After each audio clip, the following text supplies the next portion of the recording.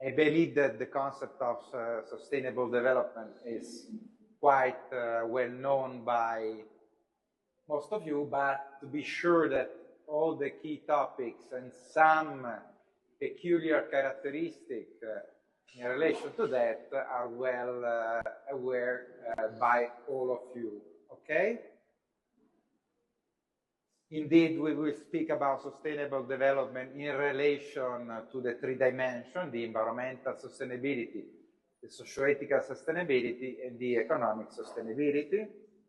And then we will see something really very important, the dimension of change that is required to move towards a sustainable society, and the quality of change. So what type of change, what type of innovation? And when we are speaking about innovation, we are speaking, of course, even to designers. Finally, we will see that indeed sustainable development calls for a systemic innovation for sustainability, okay? So that doesn't mean that it's not important to work on material design for sustainability or product design, but to work up, and this is part of a wider scene that say that even system innovation is definitely important, and we will learn this in this lecture at the end.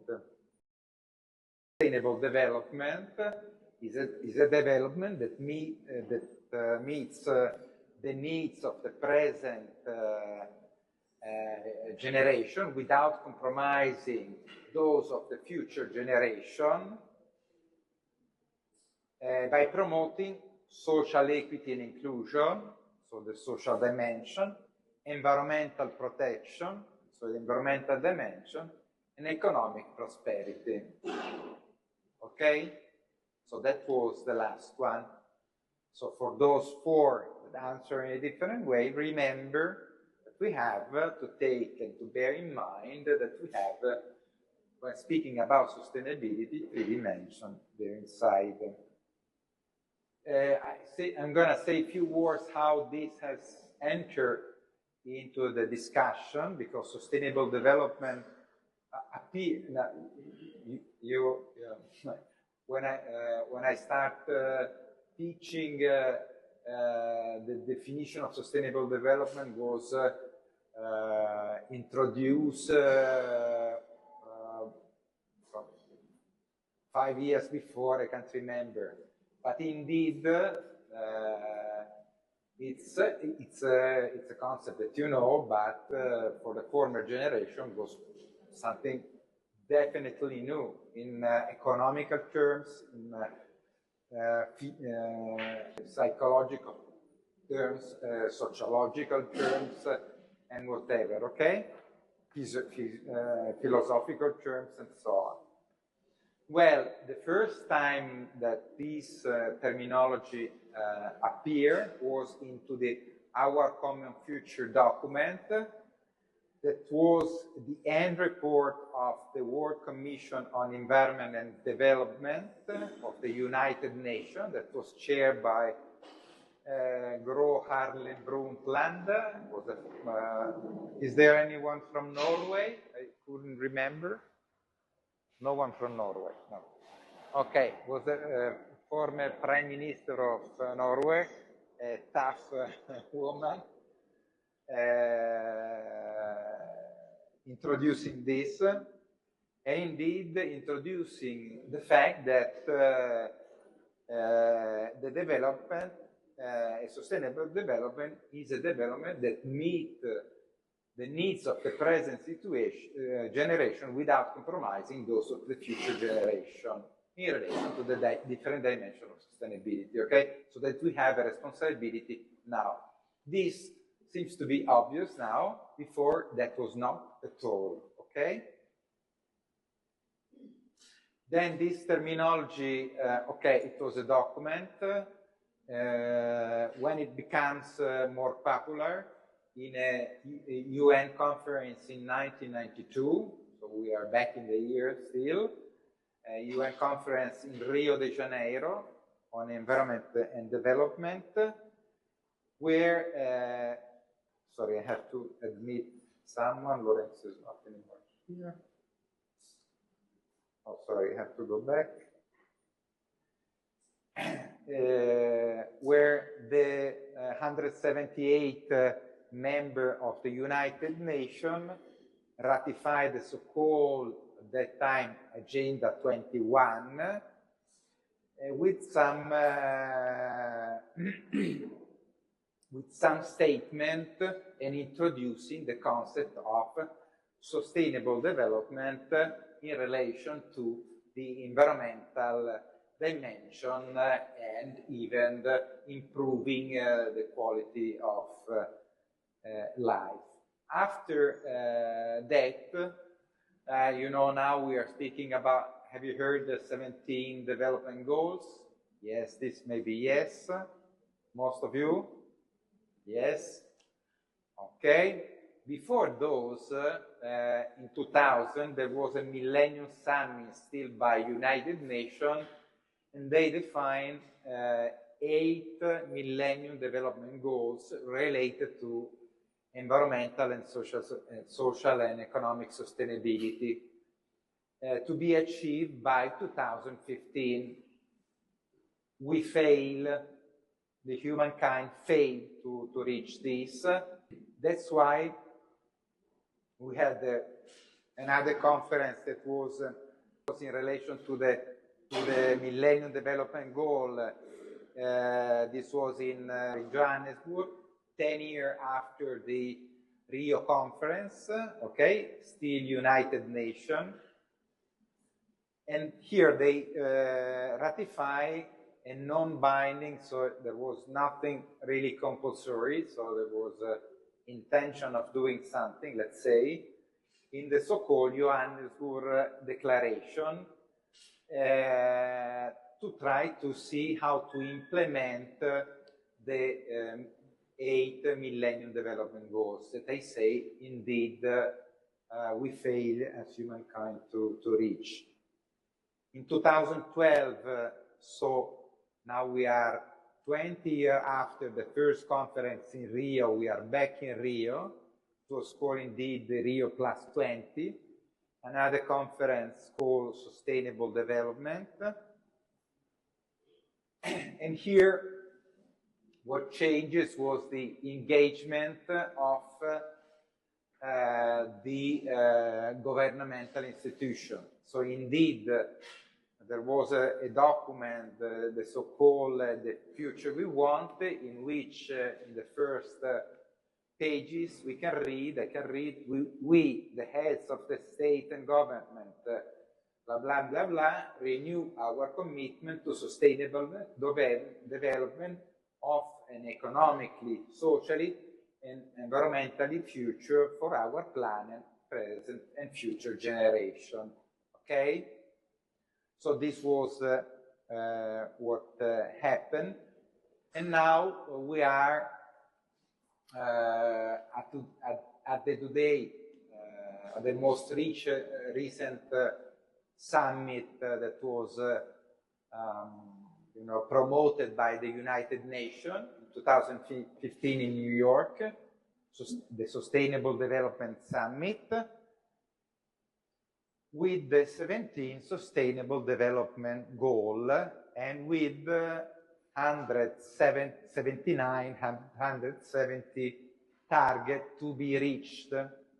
So measurable targets, okay? So we are 5 years we are in 2025, 5 years to reach this. I'm not going to talk about each of these goals. I'm going to make an introduction to sustainable development in a different way, speaking about the dimension of sustainability and taking some example to give you an idea about that, okay? About where we are and what is happening nowadays. So to the environmental dimension or the environmental protection, to the social dimension or social equity and inclusion, to the economic dimension or economic prosperity. So let's start with the environmental dimension. when we say the environmental dimension, we say that we refer to a systemic condition where the system of production and consumption globally, let's say, even though global is local at the same time because it's a mix, but globally remain within the limits of the environmental ecosystem resilience. What is the ecosystem resilience? You know what is the resilience of a material? Have you studied product design? Maybe not all. Yes, you know resilience. So the propriety of a material to return to go back to its previous condition after having received a damage or something. I don't know. I have compressed material, it returns to the same dimension. Okay, so this is resilient. When we are going over, this is not anymore resilience. And in terms of the ecosystem resilience, what does it mean? Go over the capacity of the ecosystem to absorb the humankind activity, the production and the consumption system processes and the effect that they have on the environment in relation to the what they are called irreversible damaging effect. So if the production and consumption system determine irreversible damaging effects, so we are going over the resilience of the ecosystem, okay? And what we are speaking, when we are speaking about that, for example, about global warming. And here, to tell, I'm not going to tell you all the details of the environmental impact and so on. I just show you some information and some data to give you an idea of where we are, okay? And here I show an animation of the NASA from how the temperature has risen from 1880 to 2024. And here you can see down there now we are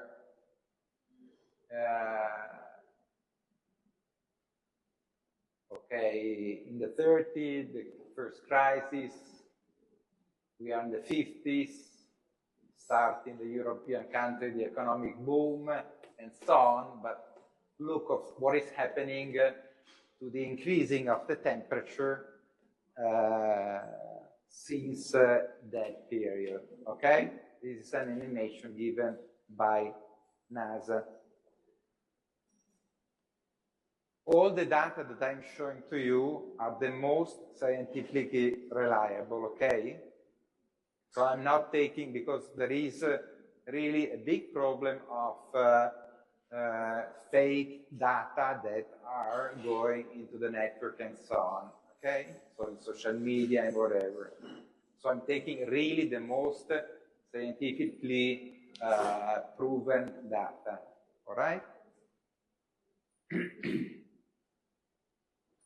And indeed, there you see an acronym IPCC, Intergovernmental Panel on Climate Change. I will say something about this in a while, but it's one of the biggest group of researchers worldwide that has been studied one problem worldwide. The problem is the climate change, okay? So 3 researchers working on this topic, all agreeing and coming out with report. And in one of the last reports, they say human activities has caused our climate to warm at a rate faster than anything people have ever experienced in the last 2,000 years. And look at this. This is again a EU document, European Union document, the Copernicus Global Climate Report of 2024. And look what happened in 2024. Last year, it was the first year when we overcome the 1.5. It was the warmest ever recorded since we have started recording the global temperature on the Earth, okay? So it may happen that next year it will be lower, but it's the first time that it's over 1.5. And 1.5 was one of the targets that the IPCC, that group said, we cannot overcome that limit, then it's really, really dangerous, okay? But climate change is something, and you know, that is not just something that may happen in the future, it's something that is happening even now. Drought, wildfire, extreme temperature, heavy rainfall, floods, storms. The image there of storm, it was here in Milan 2 years ago, and in summertime, many trees collapse, and I've been living here for since I was 4. Never seen anything like this. Never. Big trees collapsing down. Never seen something like that. Never. And here is another information that I want to give you an idea of what we are doing and where we are going. This is again coming from a report of WMO, is the World Meteorological Organization, so again linked to the United Nations, related to the extreme climate-related disaster. So you see drought, extreme temperature, flood, landslide, and so on in some decades. And look at what happens. The number of those has more than tripled since the 1970s. More than tripled, okay? And if we look at the last 5 years, we don't have yet the decades, the last 5 years, already in the last 5 years, we are over, in terms of disaster, climate-related disaster, than the decade before, all right? We are already over.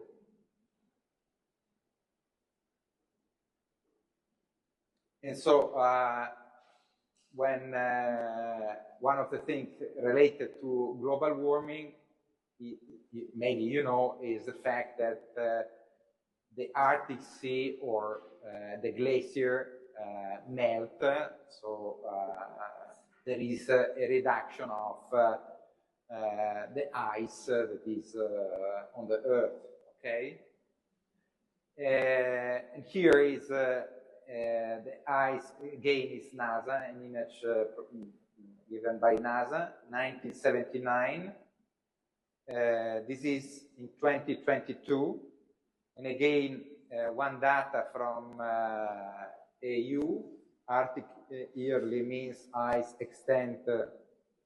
Sorry, I have something that is covering my slide. From 1979 to 2024, so the surface extension has reduced by 35%. It's a lot, 35. We're not speaking about the ice we have in the refrigerator to make our spritz, okay? We are speaking about an enormous amount of ice that is determining the overall ecosystem balance in terms of temperature, in terms of winds, in terms of monsoon, and many other things, okay? And if you don't look at the surface, but we look even at the volume reduction, look where we are. The surface is something. if we look at the volume, this is NASA and these other institutions saying that we are about having reduced from 75 to 85% the quantity of ice, okay? That means that the level of water rise, but it creates even lots of other problems, okay?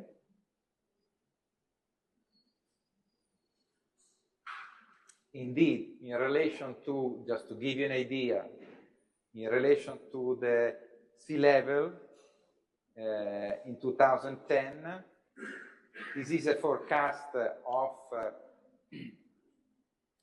the IPCC, Intergovernmental Panel on Climate Change, okay, already you know that. In this report, is the synthetic report, the last day release. So the forecast is that without specific action to reduce greenhouse gas emission, humankind produced greenhouse gas emission, the global levels on an average in 2010 will rise of more than 1 meters.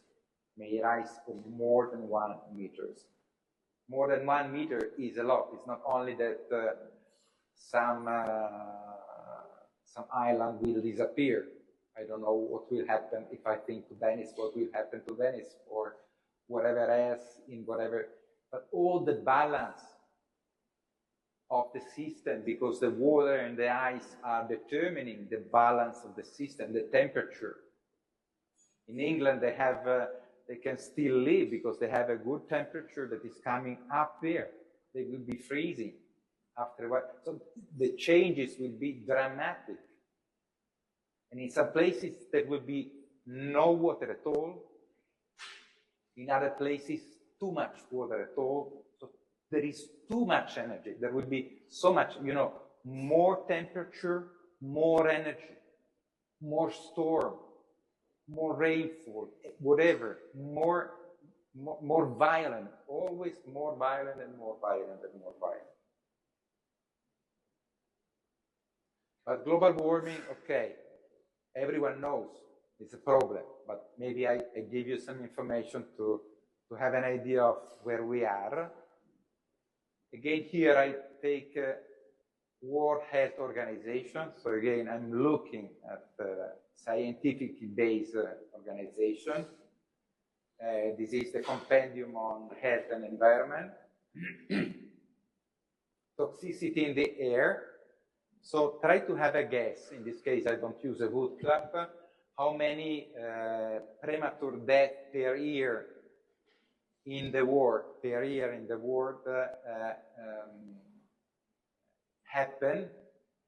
are happening due to toxicity, to air pollution, determined by humankind activity. Try to make a guess. Don't ask ChatGPT.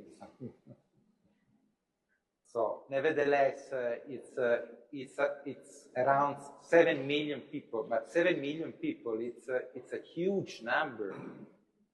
It's today, 7 million people worldwide are dying prematurely by the toxicity, okay?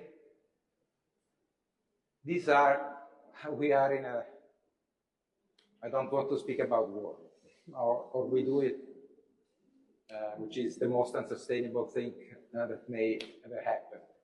We may have a discussion somewhere else. But indeed, these are number of work that we are doing against ourselves, okay? These are really extreme number happening now. And when I write, you see, for 4.2 ambient and 3.2 household, it means 4.2 are in industrialized country, basically, so outdoor.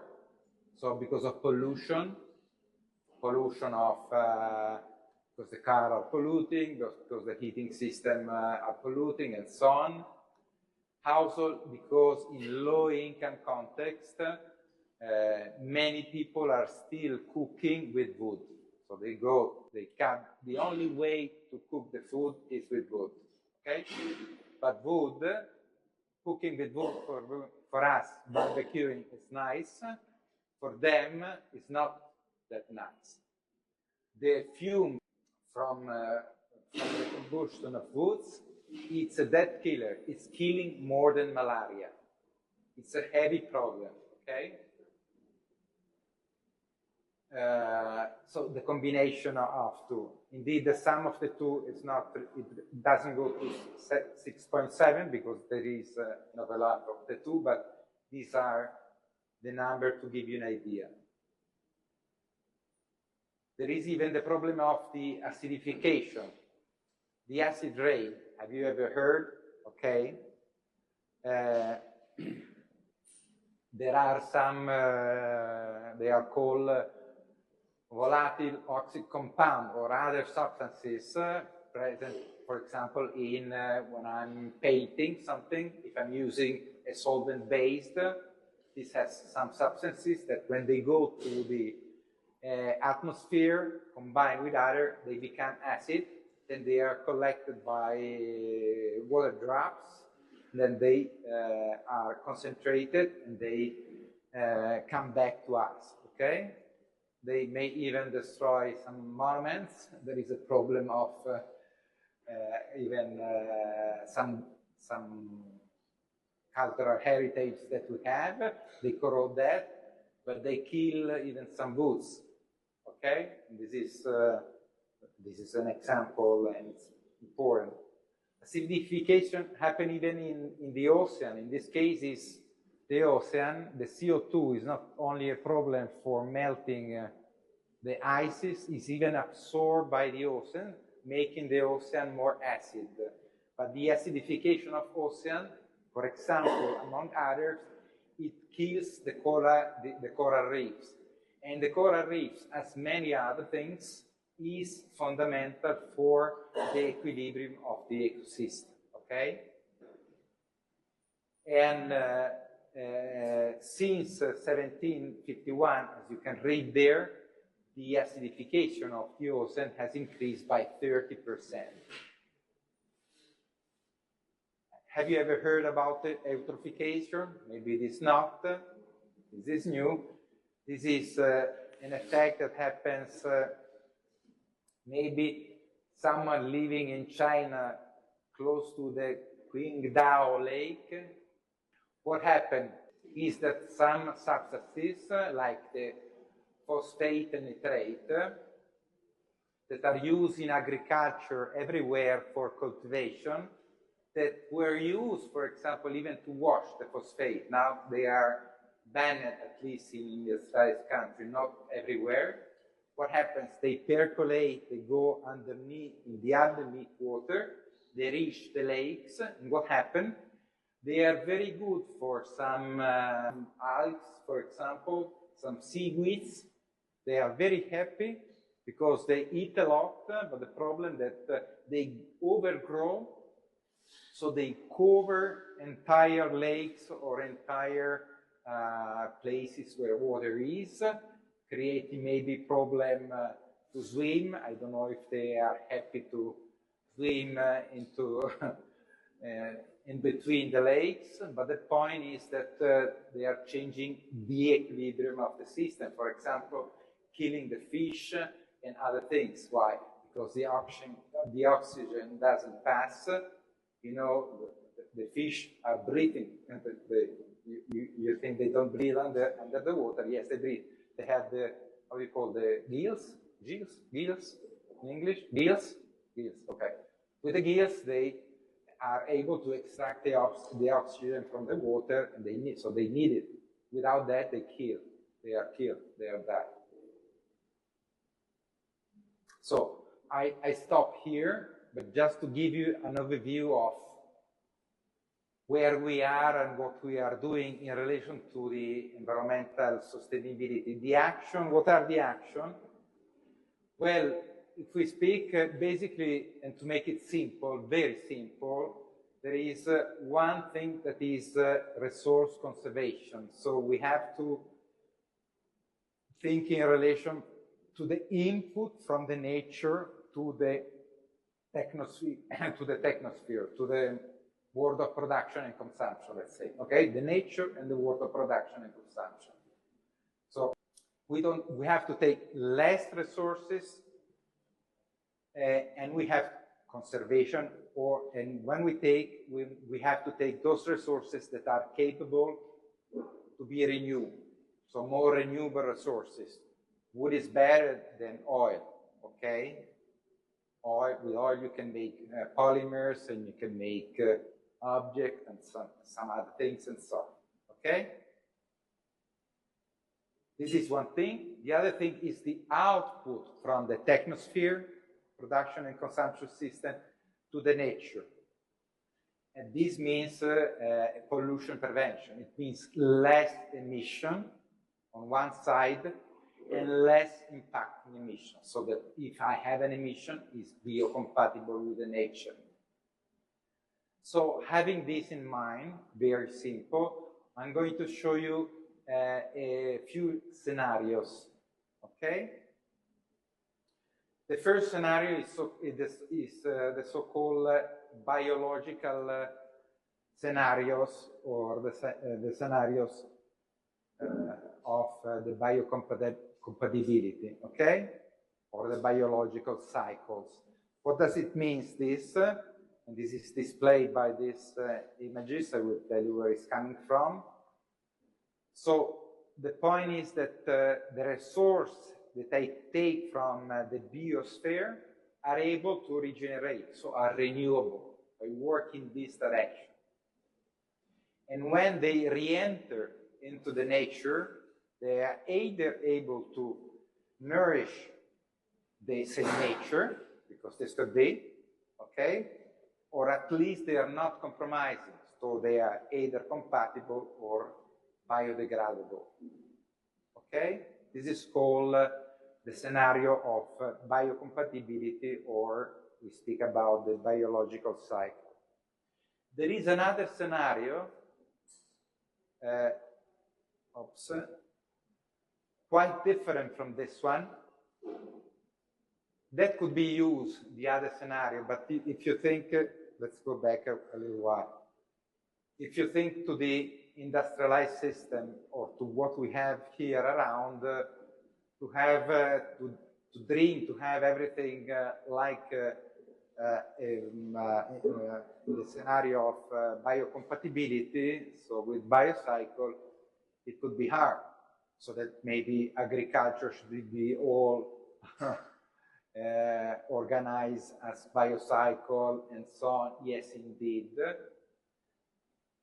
But it's good to look and to think even in relation to another scenarios, the so-called scenario of non-interference with the nature, or with the geosphere and the biosphere, or we speak about the technological cycle. What does it mean that the production and consumption system, when producing and consuming products, services, and so on, is not interfering with the geosphere and the biosphere, okay? So is no longer taking resources from the nature to produce the product that you want, and is not at the end of the life of the product or the support product of a given service or whatever, is not going back to the nature. So it remains because, for example, the product lasts longer. If a product lasts longer, it remains into the technosphere. It doesn't go back to the nature. And when it's time at the end of the life, maybe it's recycled. So if I'm using a recycled material, I'm not taking on one side new resources, virgin material, and on the other side, I'm not giving back to the nature a waste, right? So this is called the technological cycle. And guess what? The combination of these two, what is called the circular economy, okay? I believe you have all heard about circular economy. Yes, say yes. And I have some critiques about the circular economy. Guess what? I will tell you now why. Okay, so it's important. We have the European Union have an action plan of the circular economy approved in 2020 and so on. And here we have a scheme produced by the Ellen MacArthur Foundation that has been working for the European community, has been working on this topic for different years. But indeed, this is not all. If we speak about the scenario of environmental sustainability, and this is something that many times is misunderstood. Okay, so I want you to keep attention up to this. Okay, the first two are the circular economy, what I said so far. There is another one that is called the dematerialization, or the scenario of the dematerialization of the demands of well-being. It means that whether, if I'm doing good, it's a biocycle or a technocycle, I'm using less resources. Either they are material or energy or whatever. So it's less resource intensive. For example, I can send traditionally we used to, if I used to write a letter, I use a paper, so I need a tree to be cut to bleach the paper, and then I need the ink and the pen and whatever, and then I put this into an envelope, I send it to a friend that is somewhere else, and then he opens, and whatever, so there are different results. I can satisfy the same, what we call satisfaction unit, we will see in the next lecture. Nevertheless, the same satisfaction by sending an email, okay? So I receive from the other side of the world a message. Then, of course, some energy is consumed. There are some support products. The issue is not that simple. We have to think about complex system, but nevertheless, you can imagine that there is a strong dematerialization of that. And when we speak about circular economy or circular design, many times we are not speaking about reducing or minimizing material and energy consumption. And this is not acceptable. Even EU, we will see in a while, when introducing a new regulation for designing product with a low environmental impact, they are calling not circular design, but eco-design, okay? Speaking about the life cycle and many other things. But I will come to this in a while. So I said something about the environmental dimension. Let me say a few things about the socio-ethical sustainability. So socio-ethical sustainability refers to promoting the so-called equity principle. What does it mean, equity principle? That every person around the world now should have the rights of access to the same level of resources, or I would rather prefer to say to the same level of the satisfaction that they can get from those resources, because we are abusing of the resources. But let's say resources. And you know that this is not happening at all. So there is a huge gap, and we will see some number in relation to this. This is said even in other terms. It is used the terminology environmental space. So every person has the right to the same environmental space. So to say, to the same amount of resources, okay, to be equitable all around the world, okay, which is not at all happening. In fact, you may know, and this is going worse and worse and worse and worse and worse, the richest 1% of the world population own half of the global wealth. The 1%. The 1%. Okay? The richest 10% owns more than 3/4 of the total wealth, the 10%. And the poorest 50%, they get only 2%. The 50%, half of the population, get only 2% of this global health. Okay? And this is growing and growing in the course of the year. Okay? So when we speak about the Sustainable Development Goals, where are we going? And I will show you some other results. So for example, this is coming from FAO, Food and Agricultural Organization, terminology. Nevertheless, every year they make a report that is called the State of Food Security and Nutrition in the World. And you can see the line in percentage and in number. And you see that even though the commitment we had, there was a decline till 2014, even though the huge number of hunger in the world. Hunger means chronic hunger, so people close to die because of hunger, okay? Severe hunger, I'm speaking about this, all right? And then there has been again, after that, an increase. We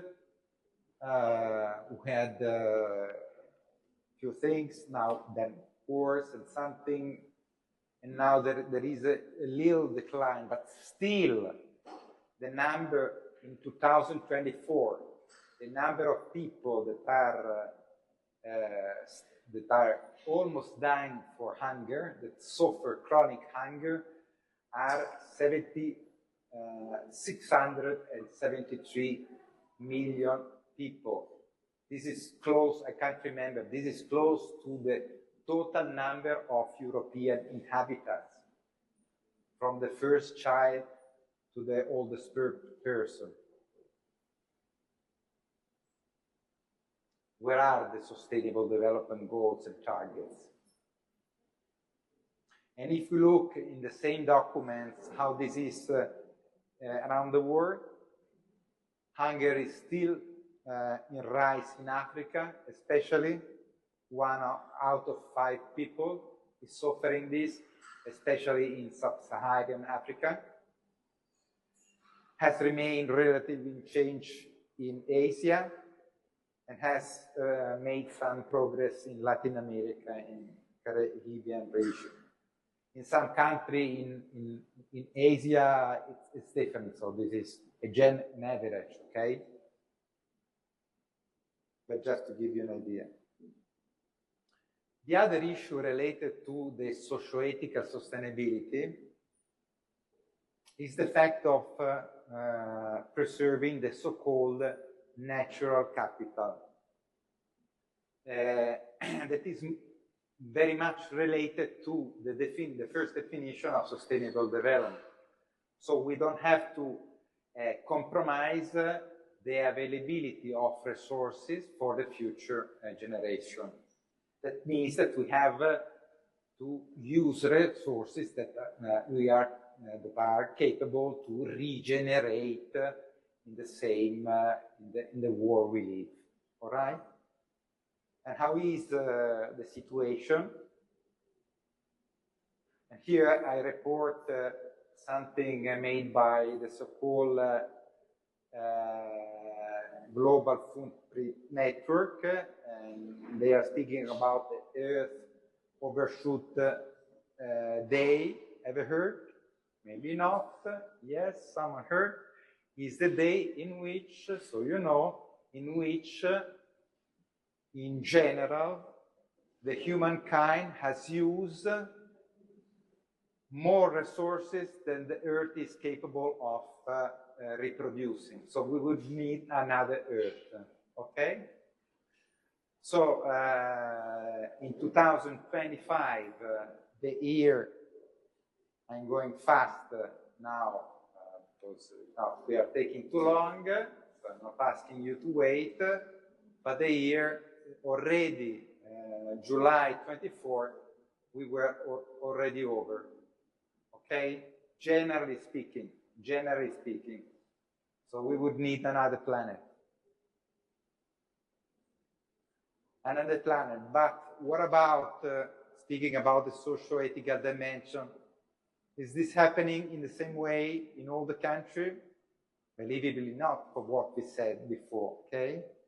So what would happen, where would be this overshoot day if we would live in one country, or how we live in one country or in another, or in China, in Italy, in wherever you are coming from? I see so many places, in Australia, and so on. So I give you a map. If you're curious, then you can look, because it's a bit small, but you can see that, I don't know if you read, I have to take the glasses myself because it's a little bit small. But Qatar, for example, if we would live all as they are living in Qatar, the overshoot day would be February the 6th, okay? Let's look Italy. Italy, if we would live all like in Italy, it would be May the 7th. And where was Australia? Hard to find. Okay, I don't find Australia. But look, for example, at some interesting information. United States, where is? March 13. And of course, there are some countries in which the level of consumption of, and some are neither into this map, in Burkina Faso, the consumption of resources is so low that this is neither counted here inside, okay? But this is a socio-ethical problem, so we cannot accept this, okay? We cannot accept this. The economic sustainability, and here I'm going very fast, simply to say that when we are doing something that is environmentally sustainable, socio-ethically sustainable, and you will have to design something like this, we have to do something that is even economically sustainable, viable, okay? If not, it doesn't work, okay? In the economy where we live. Indeed, when we speak about sustainable, the economic dimension, we speak about economic prosperity, to promote inclusive and sustainable economic growth, employment, and decent work. And this is important to bear in mind, because it keeps to the last slide, the last key important concept, the fact that we are really very close to what someone said is the collapse of the system. So a situation in which, you know, a collapse, in which if we want to use resources to protect the environment, we pollute the lake, to clean up the lake, the resources that we are using are polluting the lake more than we are able to depollute the lake, clean up the lake. So we are close to the collapse of the system, so that we are not able to go back to the system. That means that we need to take action now, and this, even some politician has said, not recently, before the war, someone said something like this. Now the Green Deal is not going in the right direction. They are moving money from Green Deal to war weapons, which is not so sustainable. But the now we have to be even radical. So it's not only now.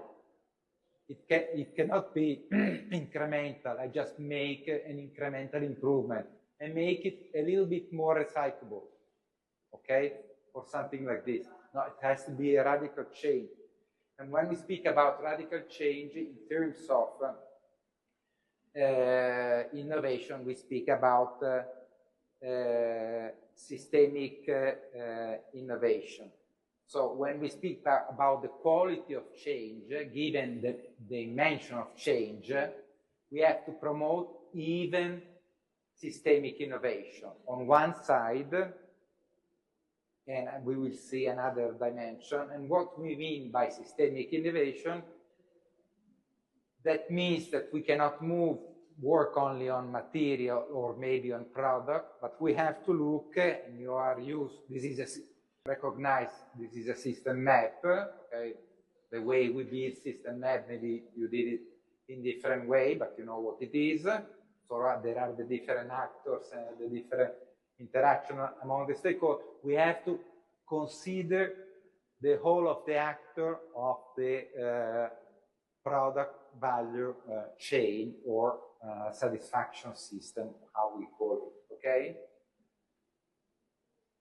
So all of the actor, all of the interaction, not just the product, in all of the life cycle stages of not just one product, because maybe we need more products, so of the system of product that may satisfy my needs, okay?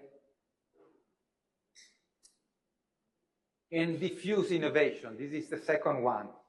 What does it mean? I can make a radical innovation, it's great, so I reduce a lot the environmental impact, but maybe no one is taking because it's too costly or it's too ugly, let's say, ugly in general terms, okay? So we have to promote even economically viable solution, an attractive solution.